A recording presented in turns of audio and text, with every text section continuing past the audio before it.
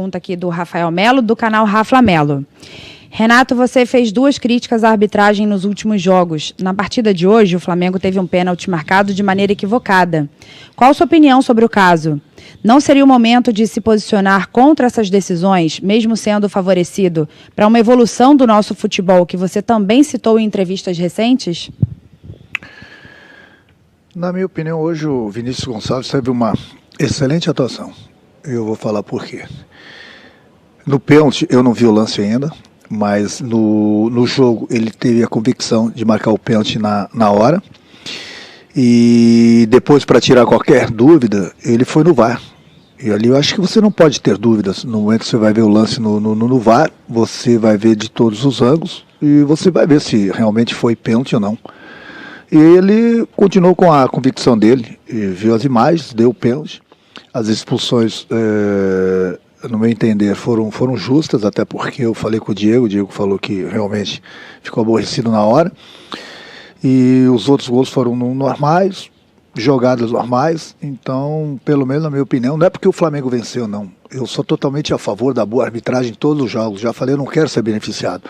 Mas hoje o árbitro teve a convicção do pênalti na hora e teve o tempo todo para ir no VAR e continuou com a convicção dele. Eu ainda não vi o lance.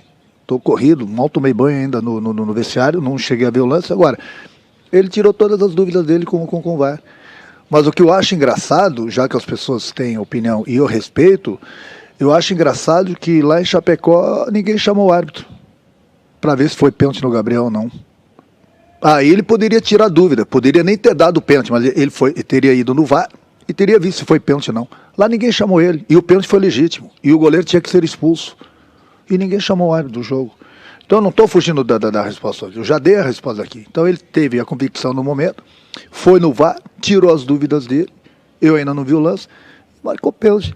Mas ele foi muito bem também no jogo. Eu, inclusive, falei para ele depois do jogo, se toda a arbitragem fosse assim no campeonato, o Campeonato Brasileiro seria diferente. Eu já falei para você e volto a repetir. No momento que um jogador meu cometer um pênalti, um ato desleal com o adversário, tem que ser expulso, tem que dar o pênalti, mas tem que dar o pênalti na minha área, como tem que dar o pênalti na área do adversário. Os árbitros de primeira ou segunda divisão, eles não têm que escolher o jogo para dar o pênalti. Eles têm que seguir a regra, eles têm que seguir o protocolo. Coisa que, infelizmente, a gente viu que foi uma coisa ridícula no jogo contra a Chapecoense. Então hoje aqui estou elogiando o árbitro porque ele teve uma grande atuação.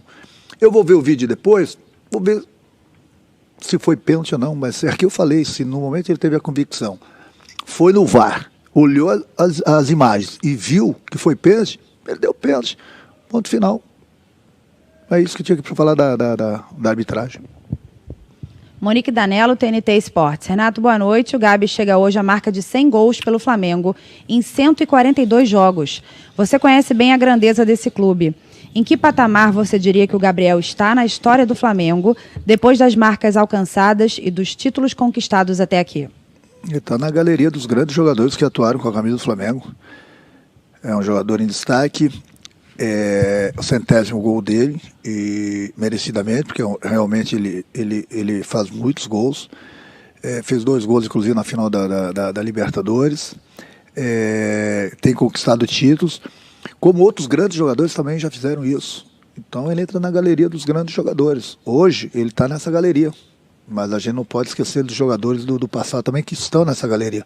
Então eu acho que para a felicidade dele, ele está se juntando, ou já se juntou aos grandes jogadores, que nós temos inúmeros grandes jogadores já, que vestiram essa camisa aqui, esse manto aqui, e fizeram história no Flamengo, que sem dúvida alguma é um grande clube. Gustavo, do canal Gustavo Henrique, dando choque. Renato, mais uma arbitragem ruim. Está realmente provado que o Gaciba tem que ser demitido da comissão de arbitragem urgentemente? Não, eu volto a repetir, a atuação do Vinícius Gonçalves hoje me agradou bastante, não pelo resultado do jogo, eu gostei muito da atuação dele.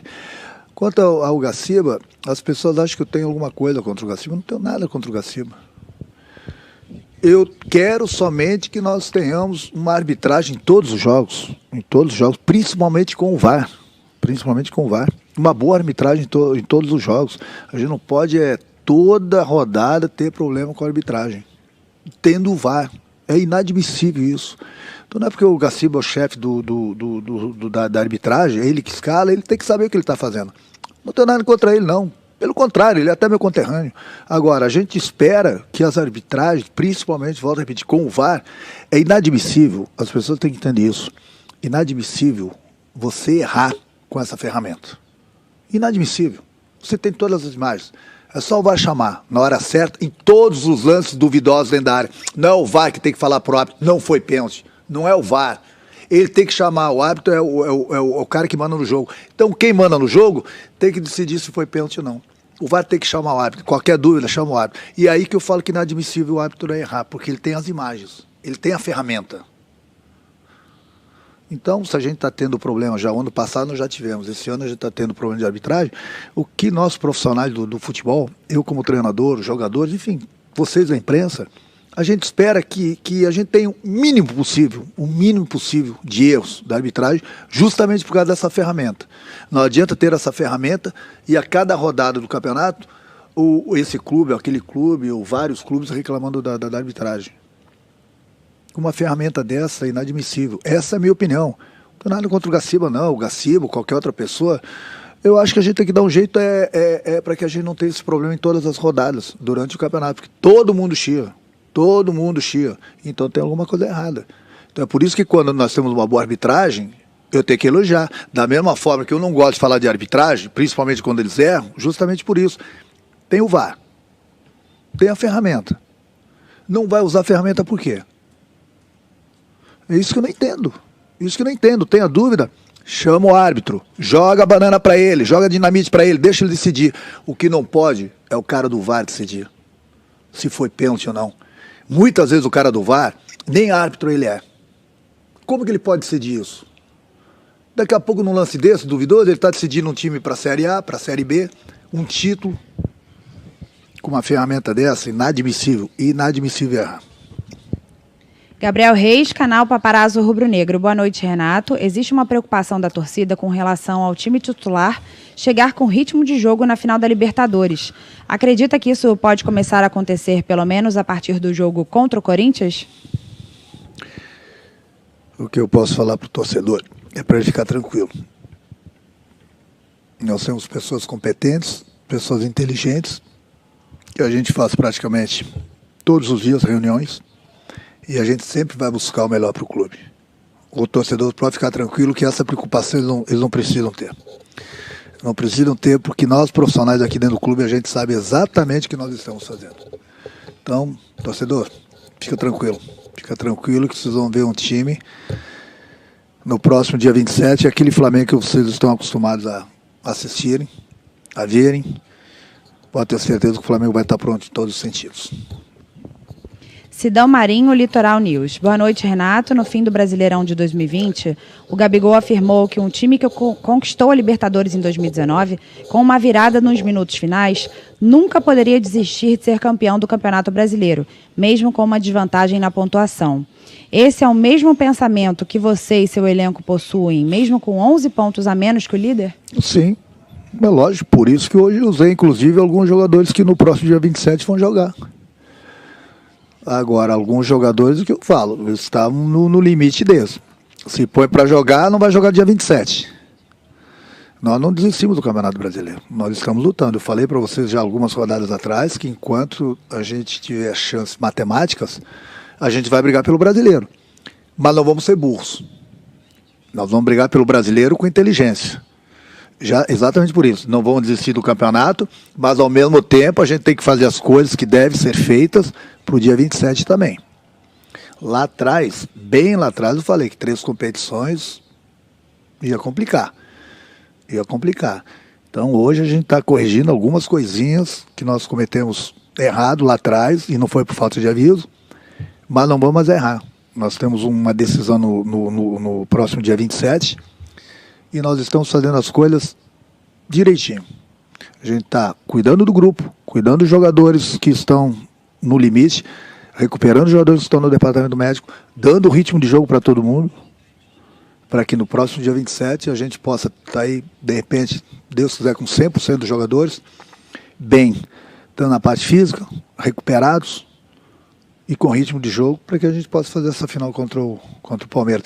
Mas eu volto a repetir, nós não desistimos do Campeonato Brasileiro ainda não. Tanto é que nós vencemos o Bahia. Se nós tivéssemos desistido do Campeonato Brasileiro, colocaríamos uma equipe de garotos para jogar esses últimos jogos, e não é o caso. Então, quando a gente falou que nós estamos dando ritmo para os jogadores, de jogo para todo mundo, recuperando os jogadores no departamento médico, segurando alguns jogadores em alguns jogos porque eles estão no limite, a gente está sendo inteligente, porque nós estamos de olho no Campeonato Brasileiro, mas também estamos de olho ali na frente, que é o final da Libertadores. Wesley Ramon, Portal Urubu Interativo. Renato, boa noite. Como já vem sendo algo natural, Michael vem se destacando a cada jogo que passa. Sempre que o atacante pega na bola, a torcida já espera alguma boa jogada dele. Hoje o jogador pode ser considerado seu trunfo em campo? Eu vou contar uma historinha do Michel. Quando eu cheguei no Flamengo, tem a mulher de um amigo meu que pediu uma camisa do Flamengo. Eu dei uma camisa do Flamengo para ela. Ela falou, Renato, essa camisa não serviu porque ela é grande. E eu falei assim, olha só, para você, a única camisa que vai dar pelo teu corpo é do Michael. E o Michael, quando chega no Flamengo, está muito embaixo. Ela me serve. Hoje, eu estou oferecendo 5 mil pela camisa dela do Michael. Você vê como é que são as coisas? Lá atrás ele estava embaixo, como você falou. Hoje ele está valorizadíssimo. E eu contei essa história para ele. Eu acho mais importante tudo que a gente conseguiu recuperar mais um jogador importante. Tem sido decisivo para a gente. E tenho certeza que ele vai continuar nos ajudando muito durante o Campeonato Brasileiro e lá no próximo dia 27. Então, quanto mais jogadores nós tivermos em condições, mais dor de cabeça eu vou ter. Mas essa dor de cabeça eu já falei que todo treinador gosta de ter. Caê Mota, GE. Renato, boa noite. Queria que você falasse sobre a tentativa de ter Gabriel e Bruno Henrique enfiados, que você já testou algumas vezes. É algo que te agrada como estrutura de jogo ou são experimentos para uma situação extrema, se necessário na final da Libertadores, por exemplo? Obrigado. As duas coisas. Experimento. Ver se me agrada. Pode acontecer no final da Libertadores, pode não acontecer.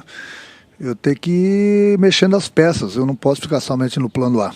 Às vezes o plano A não está dando certo, tem que ir para o plano B, para o plano C, dependendo do que está acontecendo no jogo.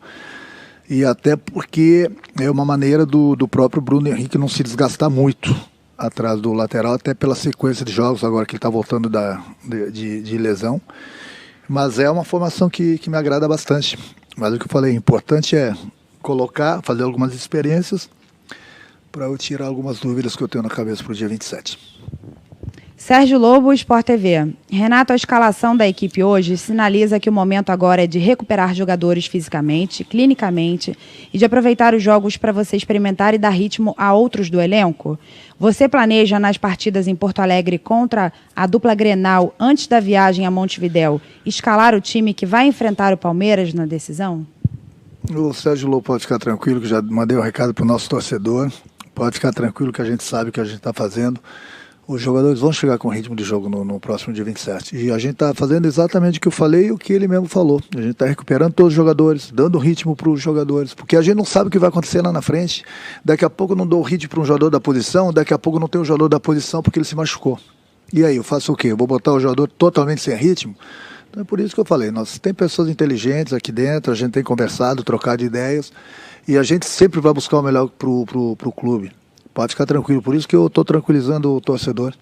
No próximo dia 27 a gente vai fazer de tudo até lá para que a gente tenha todos os jogadores em condições, com ritmo de jogo, recuperados e não estarem no limite, como alguns jogadores que vinham jogando estavam. E a gente está dando justamente essa parada neles em alguns jogos, justamente para que a gente possa ter esses jogadores 100% no dia 27. Mauro Santana, canal do Mauro Santana. Você já disse que muitos não conhecem a realidade das condições do elenco. Então, qual a real condição de desgaste dos jogadores e da recuperação dos atletas, principalmente projetando a final da Libertadores? Bom, quem sabe de tudo isso são os profissionais que trabalham dentro do clube. Que nós trabalhamos com jogadores diariamente. Que eu converso com jogadores diariamente.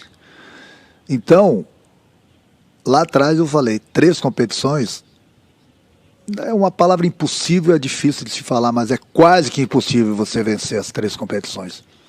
Só que no momento que você consegue brigar pelas 3 competições que todo mundo queria, que eu não tenho nada contra, mas desde que tivesse folga para os jogadores poderem se recuperar e desde que os jogos, por exemplo, fossem de domingo a domingo, de vez em quando, para eles poderem se recuperar, que não é o caso do calendário do futebol brasileiro. A cada 3 dias, eu estou aqui há 3 meses, a cada 3 dias o Flamengo tem uma decisão e tem que ganhar. Se não ganhar, crítica. Se não ganhar, crítica. Ninguém quer saber do desgaste do jogador. Os jogadores são humanos. Aí quando cheguei, Renato, não fica poupando o jogador, não fica poupando o jogador. Quando o Jorge Jesus foi campeão, ele estava disputando 2 competições. 2 competições. O Palmeiras saiu logo da Copa do Brasil. O Palmeiras, até pouco tempo, ele estava disputando só 2 competições. Ele garantiu a final da Libertadores e ficou só no Brasileiro. Teve 2 semanas cheias para trabalhar. O Flamengo não teve. A única folga, desde que eu estou aqui, eu acho que foi de uma semana e 10 dias, que eu tive por causa da Copa, de alguns jogos da seleção, né? Que eu poderia treinar a equipe. O que aconteceu? Eu tive 4 jogadores que estavam na seleção, 6 jogadores no departamento médico. Qual foi o tempo que eu tive para treinar com o meu grupo? Outro dia a gente estava fazendo as contas, o time ideal, um time base para o dia 27, jogou juntos 10 minutos. 10 minutos. Só que algumas pessoas sabem dessa realidade, mas elas não gostam de falar. Elas querem ver o circo pegando fogo. Então por isso que eu falei, a minha consciência sempre esteve tranquila. E vai continuar tranquila, porque eu sempre procuro fazer o melhor pro clube. Nem sempre a gente consegue. Mas eu sempre, com meus profissionais aqui, com a minha comissão, e as pessoas que trabalham comigo no dia a dia, a gente busca sempre o melhor pro clube. Só que infelizmente a gente sabe, a gente não vai ganhar tudo. E é lógico, por ser Flamengo, eu já falei que Flamengo é que nem seleção brasileira, é muita cobrança, são muitas críticas, muita gente que torce contra, mas a nossa conta está tranquila. Então, se você ver os números, você vai ver que quando eu tive o oportunidade para treinar o grupo, uma semana cheia, por exemplo, a única semana cheia que nós tivemos foi aí na parada, e estava todo mundo no departamento médico e muitos jogadores da seleção. Rafael Penido, coluna do Fla. Renato, você tirou o Ramon e colocou o Bruno Henrique. Antes o lateral já havia sido substituído para a entrada de Vitinho. Com isso, o Thiago Maia passou a atuar na faixa em diversas ocasiões. Você, que já afirmou não gostar de improvisações, já treinou com o atleta nesse posicionamento? Estuda essa mudança em outras ocasiões? Mas é o que eu falo, ainda bem que ele está perguntando agora. A pergunta ideal seria, o Maia estava de lateral esquerdo ou não? Ele não está de lateral esquerdo. Aí entra a inteligência do treinador ou a burrice do treinador. Aí depende de cada um como pensa. Se eu estou com um jogador a mais, eu tenho que tirar proveito disso. Então se eu tirei o Ramon, porque o Ramon vem jogando todos os jogos, estava desgastado, eu deixei o Maia por dentro ainda. Ele vinha cobrir, supostamente, uma jogada juntamente com o Michel pelo lado. Supostamente. E tinha o Rodinei aberto do outro lado, juntamente com o Vitinho. Então, no momento que eu tenho um homem a mais, eu tenho que tirar proveito disso. Eu não posso deixar 4 jogadores lá atrás, praticamente o adversário não me atacando. E eu tenho que colocar atacantes justamente para atacar o adversário, justamente para tirar proveito desse homem a mais. Então, foi justamente isso que eu fiz. Eu não coloquei o Maia na lateral. Ele continuou jogando por dentro. Quando nós éramos atacados por ali, ele dava o apoio pro Michel. Marcos Coelho, Rádio Tupi. Renato, qual a importância de ter um bom ambiente, um bom clima no grupo, além do que é apresentado em campo para a evolução até a final do dia 27? De quem foi essa pergunta? Marcos Coelho, Rádio Tupi. Ô, Marcos Coelho, deixa eu falar uma coisa. O bom ambiente, ele é necessário sempre, mas o bom ambiente nós temos desde a minha chegada aqui no Flamengo. O nosso ambiente ele é maravilhoso. Eu sempre falei para vocês que eu trabalho com um grupo maravilhoso, um grupo inteligente, um grupo trabalhador. Infelizmente, em algumas ocasiões, as vitórias não vêm. Mas os números estão aí.